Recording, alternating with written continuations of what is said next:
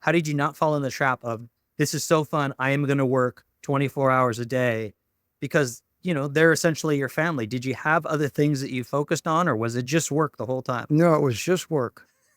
I got so much pleasure and brotherhood from the guys I worked with.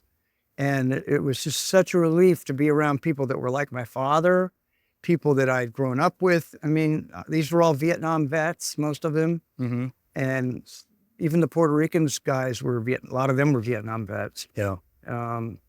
And I, because I spoke pretty decent Spanish at that point, the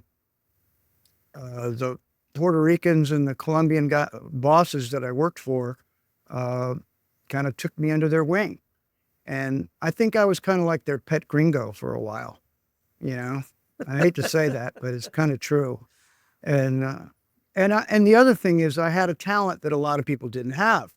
Like we had an undercover taxi, right? I don't know if you guys use those, but we had a real taxi with a meter and the whole bit.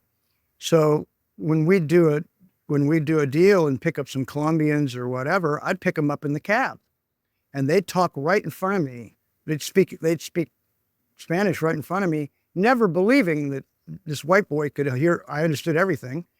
And then later on, I'd come back and testify against him. Yeah, when I was in the cab, he was saying this and he was saying that. And so, how did you learn how to speak Spanish? my neighbors were Cuban, and I grew up with this Cuban friend of mine, Fred, and I just spent so much time at their house. I just picked it up with them, and then Customs sent me to a school for Spanish, which I just kind of aced my way through that, and then eventually I ended up at the Defense Language Institute in Monterey, California.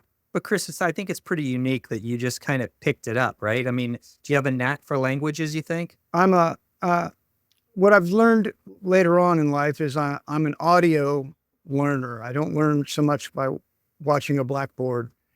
I learn through my ears. And I never forget. If I hear something, I just never forget it. And I just have that. And I think because I'm a pretty poor musician, I'm sort of a musician, and I'm not a bad one, but I think that had a lot to do with it. I played guitar and I sang in church and stuff like that.